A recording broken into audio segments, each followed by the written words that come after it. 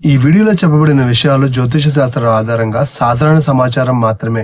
ఇవి వ్యక్తిగత జీవితానికి 100% ఖచ్చితంగా వర్తిస్తాయని హామీ ఇవ్వలేం.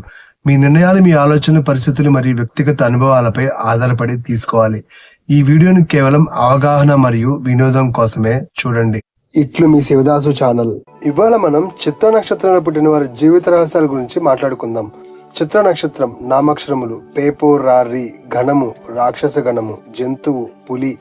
నక్షత్రాధిపతి ఇంద్రుడు. రాశి కన్యా రాశి, ద్విసాభావ రాశి.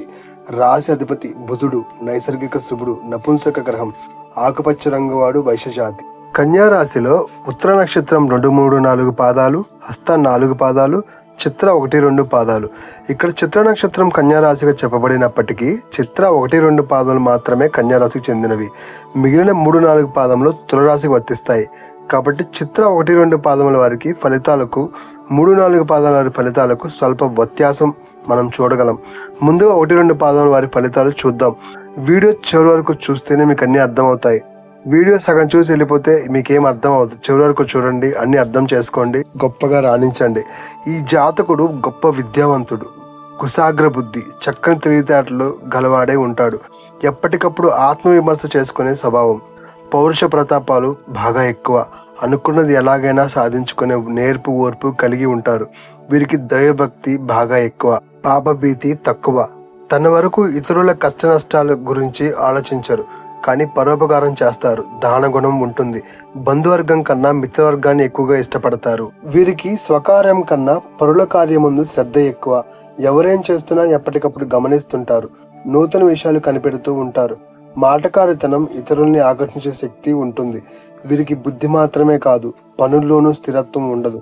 అయితే అటు కాకుంటే ఇటు అన్నట్టుంటారు.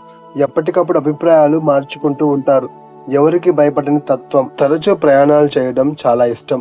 ప్రకృతి అంటే ఇష్టం. వన విహారం, నదీ విహారం, పర్వత ప్రాంత సంచారం అంటే ఇష్టం. ఈ నక్షత్ర అధిపతి ఇంద్రుడు.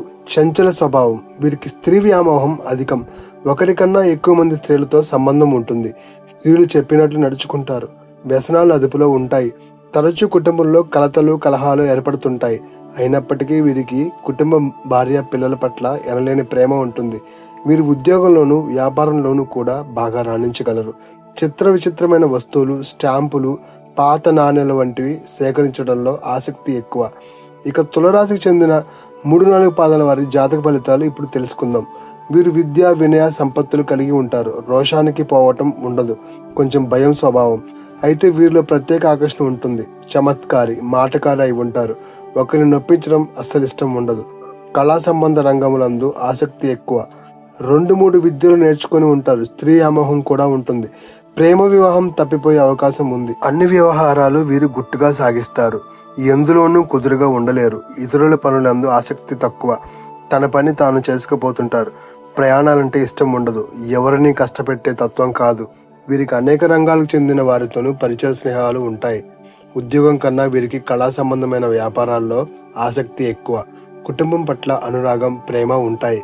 కుటుంబ సౌఖ్యం ఉంటుంది. బంధువుల్ని సైతం ఆదరిస్తారు. చుట్టాలు, స్నేహితుల ప్రోత్సాహం, సహకారం ఉంటుంది. మొత్తం మీద చిత్ర నక్షత్ర జాతకులు యోగవంతులు, విలాస పురుషులు, సంపాదన పరులు అనే చెప్పుకోవాలి.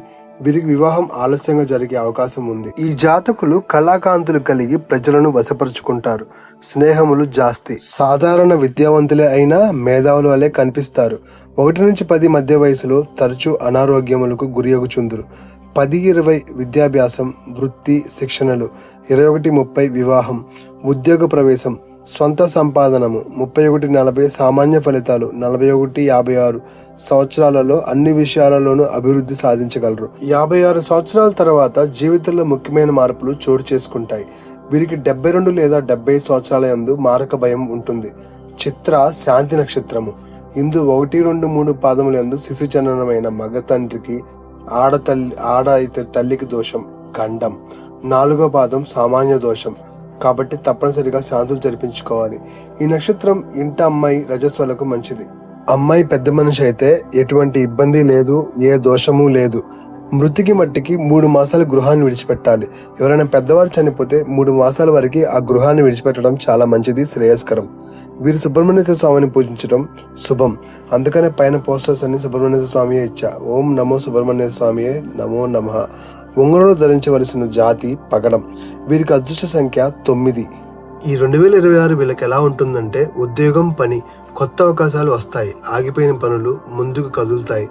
జూన్ జూలై మధ్య ధైర్యంగా తీసుకున్న నిర్ణయాలు ఉపయోగపడతాయి. 2 డబ్బు సంపాదన స్థిరంగా ఉండే అవకాశం ఉంది. స్పెక్యులేటివ్ ఇన్వెస్ట్మెంట్స్ లో జాగ్రత్త వహించడం చాలా చాలా మంచిది.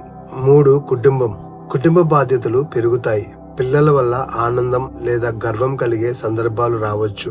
4 ఆరోగ్యం. స్ట్రెస్ కంట్రోల్ ముఖ్యం. ఓవర్ థింకింగ్ తగ్గిస్తే చాలా మంచిది.